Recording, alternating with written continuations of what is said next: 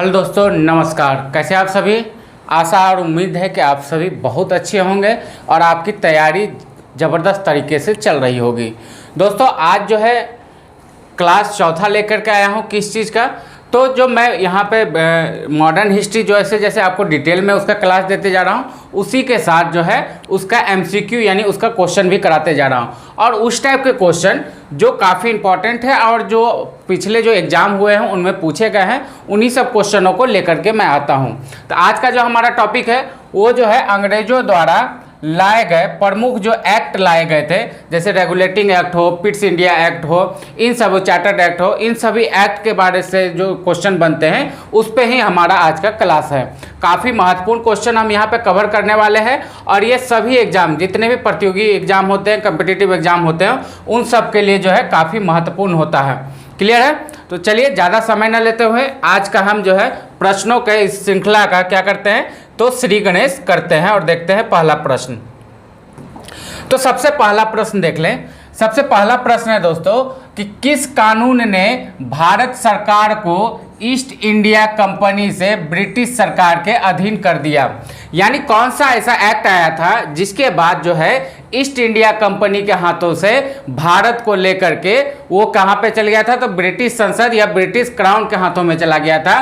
तो इसका जो सही आंसर होगा वो होगा गवर्नमेंट ऑफ इंडिया एक्ट 1858 आने के बाद ईस्ट इंडिया कंपनी से जो है शासन लेकर के किसके हाथों में चला गया? तो ब्रिटिश क्राउन के हाथों में चला जाता है। क्लियर है? आगे बढ़ते अगला प्रश्न देख ले। अगला प्रश्न है कि ईस्ट इंडिया कंपनी के भारत व्यापार के एकाधिकार को किसने समाप्त किया? यानी कौन सा एक्ट आया था जिसके बाद जो है ईस्ट इंडिया कंपनी का जो भारत पे व्यापार का कहा जाए एकाधिकार था कि यहाँ पर सिर्फ व्यापार कौन कर सकता है? ईस्ट इंडिया कंपनी कर सकती है, उसे समाप्त कर दिया गया। तो वो किस एक्ट के तहत किया गया था? तो वो किया गया था 1813 का चार्टर एक्ट। कौन सा? 1813 में जो एक चार्टर एक्ट आया था, इसी में जो है क्या किया गया था? तो कंपनी का एकाधिकार जो है समाप्त कर दिया गया था भारत से व्यापार करने पर। क्लियर है? आगे बढ़ते अगला प्रश्न देख ले। अगला प्रश्न है कि 1773 ईस्वी में पारित किस एक्ट के द्वारा ईस्ट इंडिया कंपनी के कार्यकलापों को ब्रिटिश शासन के नियंत्रण में लाया गया? यानी 1773 में कौन सा ऐसा एक्ट आया जिसके बाद जो है ईस्ट इंडिया कंपनी के कार्यकलाप यानी उसके जो कामकाज को है ब्रिटिश शासन के नियंत्रण में लाया गया? तो वो था कौन सा? रेगुलेटिंग एक्ट आया था। कब? 1773 में। कब? 1773 में रेगुलेटिंग एक्ट आया था और इसी के बाद जो है ब्रिटिश क्राउन का या ब्रिटिश संसद का जो है हस्तक्षेप होने लगा था। किस पे? तो ईस्ट इंडिया कंपनी का।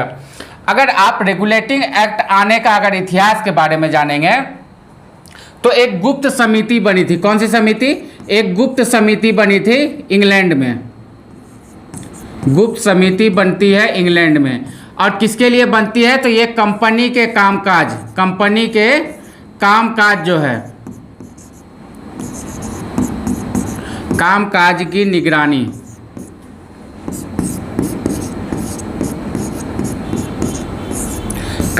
की निगरानी के लिए एक गुप्त समिति बनाई जाती है और गुप्त समिति ही जो है कामकाज की निगरानी करके एक रिपोर्ट जो है ब्रिटिश संसद में, कहाँ पे? ब्रिटिश संसद में पेश करती है। ब्रिटिश संसद में पेश करती है कि कंपनी में जो है काफ़ी ज़्यादा भ्रष्टाचार व्याप्त हो गया है, वहाँ के अधिकारी ज़्यादातर भ्रष्ट हो चुके हैं। तो ब्रिटिश संसद क्या करता है कि ब्रिटिश संसद एक अधिनियम या एक्ट वहाँ से पारित करता है जो बाद में जो है रेगुलेटिंग एक्ट के नाम से जाना जाता है और 1773 ईस्वी में इसे पारित किया जाता है। तो किस समिति के सिफारिश पर रेगुलेटिंग एक्ट तैयार होता है? तो गुप्त समिति जो इंग्लैंड में बनाई गई थी, इंग्लैंड के संसद के द्वारा। किसके लिए बनाई गई थी? तो कंपनी के कामकाज के निगरानी के लिए बनाया गया था और किसने बनाया था? ब्रिटिश संसद ने बनाया था। क्लियर है?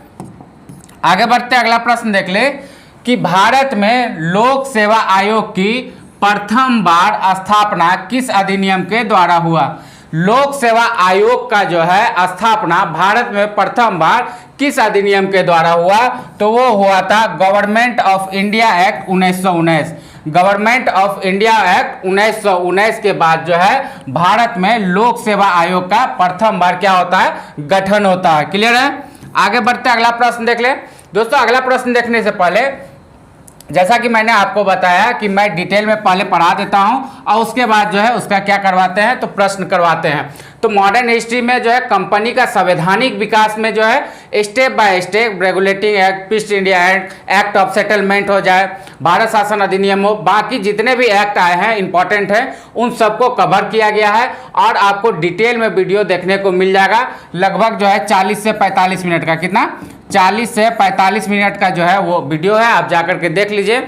आपको जो है पूरी तरीके से इन एक्टों के बारे में समझ में आ जाएगा, किन एक्टों में क्या क्या बदलाव लाया गया है, इन सभी के बारे में काफ़ी डिटेल से और अच्छे तरीके से समझाया गया है। तो ये इस टाइप से आपको प्लेलिस्ट में मिल जाएगा, मॉडर्न हिस्ट्री का प्लेलिस्ट बना हुआ है। साथ ही साथ एक रिक्वेस्ट है दोस्तों, अगर आप लोगों ने अभी तक आप हमारे चैनल द ईडू एकेडमी को सब्सक्राइब नहीं किए हैं तो चैनल को सब्सक्राइब जरूर कर लीजिएगा। साथ ही साथ इस वीडियो को क्या कर देना है? लाइक, कमेंट और शेयर भी कर देना है। चलिए अब चलते हैं अगले प्रश्न की ओर। अगला प्रश्न है कि भारत में उत्तरदायी शासन का सूत्रपात किस एक्ट के द्वारा हुआ? भारत में उत्तरदायी शासन का सूत्रपात किस एक्ट के द्वारा हुआ? तो ये हुआ था 1919 में एक्ट आया था। 1919 में जो एक्ट आता है उसके द्वारा ही भारत में एक उत्तरदायी शासन का जो है सूत्रपात कहा जाता है। किसको? तो 1919 में लाए गए एक्ट को। क्लियर है? आगे बढ़ते अगला प्रश्न देख ले कि भारत की सार्वजनिक सेवाओं में जाति, धर्म, लिंग एवं रंग के आधार पर कोई भेदभाव नहीं किया जाएगा, यह ब्रिटिश संसद में सर्वप्रथम कब घोषित किया गया? यानी ब्रिटिश संसद में सर्वप्रथम कब घोषित किया गया कि भारत की जितनी भी सार्वजनिक सेवाएं हैं उसमें जाति, धर्म, लिंग और रंग के आधार पर कोई भेदभाव नहीं किया जाएगा। तो ये किया गया 1833 ईस्वी का एक्ट में। 1833 ईस्वी में कौन सा एक्ट आया था? तो चार्टर एक्ट आया था। कौन सा? Charter act. चार्टर एक्ट जो 1833 ईस्वी में आया था, इसी में जो है इसका प्रावधान किया गया था। एक तरह से जाति, धर्म, लिंग और रंग के आधार पर किसी भी सार्वजनिक क्षेत्र में भेदभाव नहीं करने के बारे में इस एक्ट में मुख्यतः निर्देश दिया गया था। क्लियर है? और 1833 में कौन सा एक्ट आया था? तो चार्टर एक्ट आया था। क्लियर? आगे बढ़ते अगला प्रश्न देख ले। अगला प्रश्न है कि केंद्र में द्वैध शासन का सिद्धांत किस एक्ट से लागू किया गया? केंद्र में द्वैध शासन का सिद्धांत किस एक्ट से लागू किया गया? तो ये कहा गया 1935 ईस्वी में आया भारत शासन अधिनियम। 1935 ईस्वी में कौन सा? भारत शासन अधिनियम। शासन अधिनियम, भारत शासन अधिनियम कब आया? 1935 ईस्वी में। और तभी जो है क्या किया गया? द्वैध शासन का सिद्धांत को जो है लागू किया गया था। क्लियर? आगे बढ़ते अगला प्रश्न देख ले। अगला प्रश्न है कि 1935 के अधिनियम के द्वारा, यानी 1935 के अधिनियम के द्वारा क्या क्या चीज हुआ था? तो देख लेते हैं। ऑप्शन नंबर 1 में दिया है कि एक संघीय न्यायालय की स्थापना की गई। सही बात है, 1935 एक्ट आने के बाद एक संघीय न्यायालय की स्थापना की गई थी। प्रांतीय स्वायत्तता दी गई, प्रांतियों को स्वायत्तता दी गई, ये भी सही है। तीसरा है गवर्नर जनरल को विशेष अधिकार दिया गया, ये भी सही है। तो इसका सही आंसर हो जाएगा ऑप्शन नंबर डी, उपयुक्त में से सभी जो है ये किया गया था। इस 1935 के अधिनियम में क्या क्या किया गया था? एक संघीय न्यायालय की व्यवस्था की गई थी, प्रांतीय स्वायत्तता प्रदान की गई थी और गवर्नर जनरल को विशेष अधिकार भी दिया गया था। क्लियर है? अगला प्रश्न है कि निम्नलिखित में से कौन सा एक कथन सही है? निम्नलिखित में से कौन सा एक कथन सही है? पहला क्या है कि रेगुलेटिंग एक्ट ने गवर्नर जनरल को अधिकार को नियंत्रित किया। रेगुलेटिंग एक्ट ने गवर्नर जनरल के अधिकार को नियंत्रित किया था, सही बात है। पिट्स इंडिया एक्ट ने क्षेत्र के अधिग्रहण पर रोक लगा दिया था, यह भी बात सही है। यानी जोर जबरदस्ती से किसी भी जो है राज्य को आप हथिया नहीं सकते, ये कंपनी को निर्देश दिया था। कौन सा? तो पिट्स इंडिया एक्ट जो लाया गया था। अगला ऑप्शन देख ले कि 1853 के चार्टर अधिनियम ने लोक सेवा परीक्षाओं की शुरुआत की, ये भी बिल्कुल सही है। तो इसका भी सही आंसर हो जाएगा ऑप्शन नंबर डी, उपयुक्त सभी जो है इसमें सही कथन है।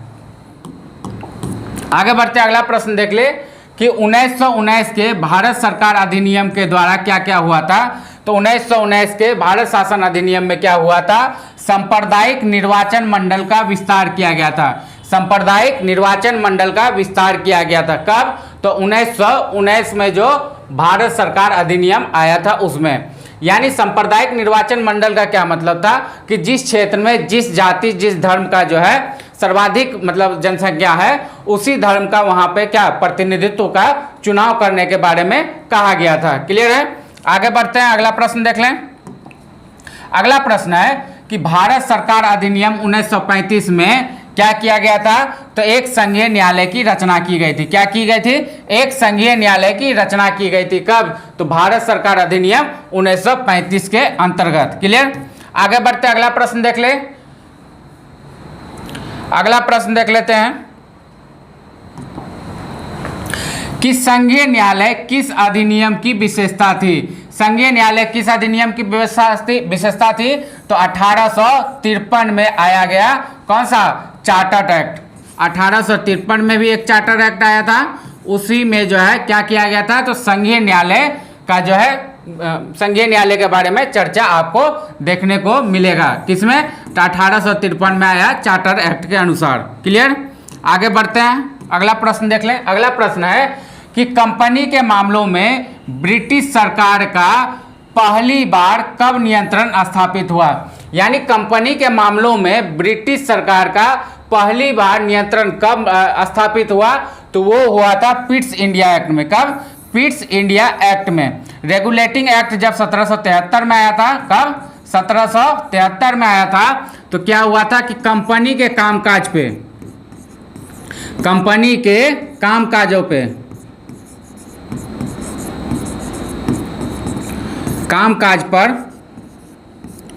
संसद का देखरेख।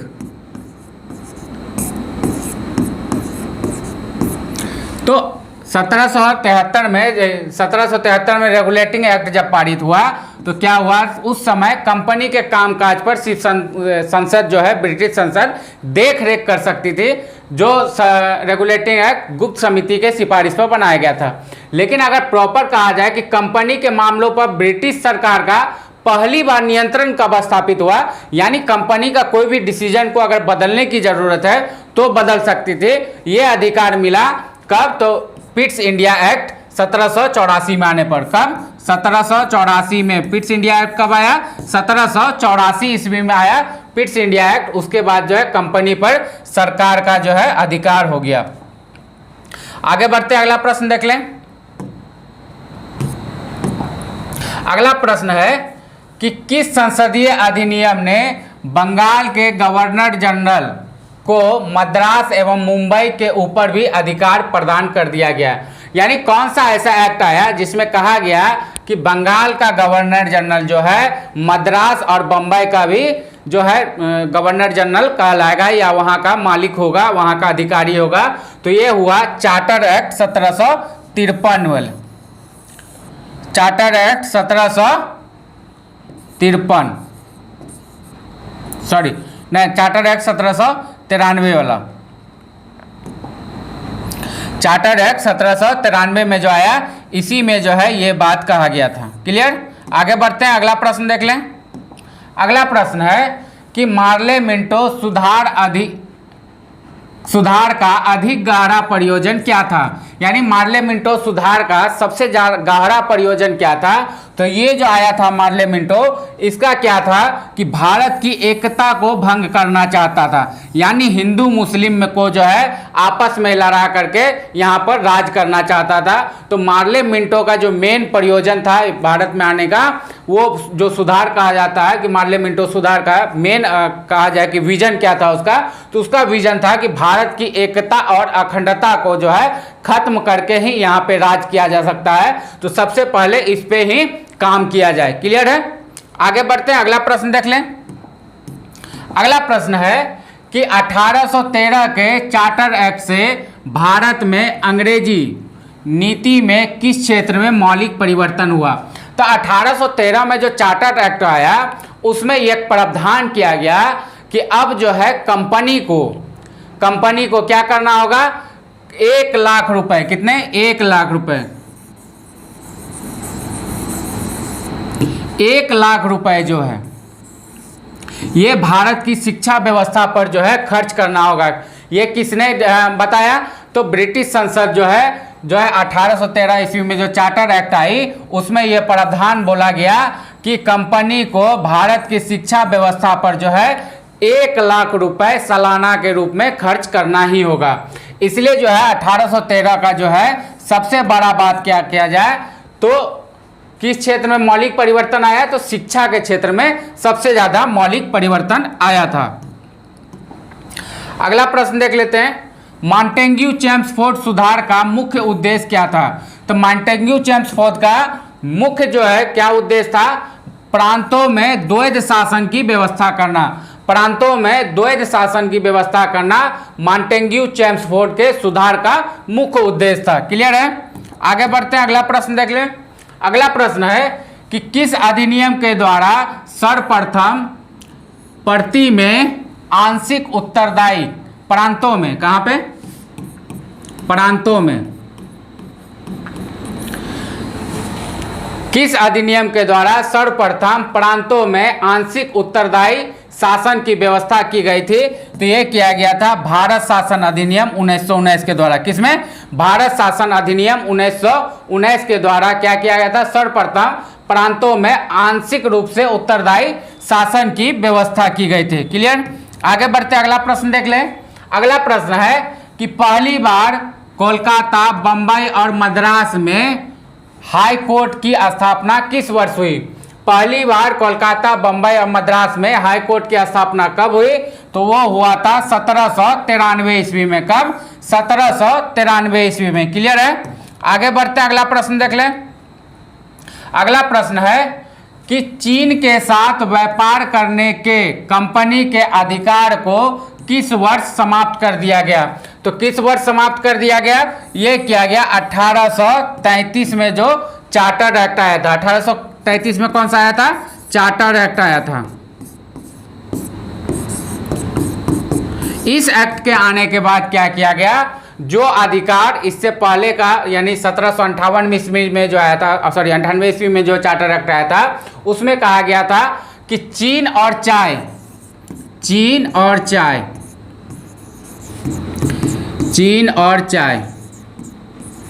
इसका जो है सिर्फ इसका व्यापार कंपनी कर सकती है, ईस्ट इंडिया कंपनी कर सकती है। लेकिन जब चार्टर एक्ट 1833 आया तो उसमें चीन और चाय ये भी व्यापार करने का अधिकार कंपनी का समाप्त कर दिया गया। क्लियर है, तो इसलिए इसका सही आंसर क्या हो जाएगा, 1833 का चार्टर एक्ट। अगला प्रश्न देख लेते हैं, सिविल सेवा के लिए प्रतियोगी परीक्षाओं की व्यवस्था किस वर्ष शुरू हुई। तो सिविल सेवाओं के लिए प्रतियोगी परीक्षाओं की व्यवस्था वर्ष 1833 आया। 33 में जो एक्ट आया, कौन सा एक्ट आया, तो चार्टर एक्ट। 1833 में जो चार्टर एक्ट आया उसी में पहली बार सिविल सेवा परीक्षा की शुरुआत के बारे में बात की गई। क्लियर, आगे बढ़ते हैं, अगला प्रश्न देख लें। अगला प्रश्न है, प्रांतीय स्वायत्तता की शुरुआत किस अधिनियम के द्वारा हुआ। तो प्रांतीय स्वायत्तता की शुरुआत 1935 में जो अधिनियम आया था उसके बाद किया हुआ था। क्लियर, आगे बढ़ते हैं, अगला प्रश्न देख लें। अगला प्रश्न है कि कलकत्ता में सर्वोच्च न्यायालय की स्थापना कब हुई। तो कलकत्ता में सर्वोच्च न्यायालय की स्थापना रेगुलेटिंग एक्ट 1773 के द्वारा हुआ था। जो पहला एक्ट आया था रेगुलेटिंग एक्ट 1773 में, उसी समय कलकत्ता में एक सर्वोच्च न्यायालय का स्थापना करने की बात की गई थी। अगला प्रश्न देख लेते हैं कि किस अधिनियम के द्वारा भारतीय विधान परिषद को बजट पर बहस करने की शक्ति प्राप्त हुई। किस अधिनियम के द्वारा भारतीय विधान परिषद को बजट पर बहस करने की शक्ति प्राप्त हुई। तो ये हुआ था भारत परिषद अधिनियम 1892 के द्वारा। किसमें, भारत परिषद अधिनियम 1892 के द्वारा। क्लियर, आगे बढ़ते हैं, अगला प्रश्न देख लें। तो दोस्तों यहाँ पर एक्ट से संबंधित, किससे, एक्ट से संबंधित जितने भी प्रश्न थे उसे हम लोगों ने यहाँ पर देख लिया है। बाकी अगर आपको, आशा करता हूँ कि आपको ये वीडियो पसंद आया होगा। अगर इसी तरह का वीडियो आप रेगुलर पढ़ना चाहते हैं तो आप हमारे चैनल के साथ जरूर जुड़ जाइए। आप हमारे चैनल को सब्सक्राइब जरूर कर लीजिएगा, साथ ही इस वीडियो को लाइक, कमेंट और शेयर भी कर दीजिएगा। मिलता हूँ फिर अगला वीडियो में अगला टॉपिक लेकर, तब तक के लिए टाटा बाय बाय, जय हिंद।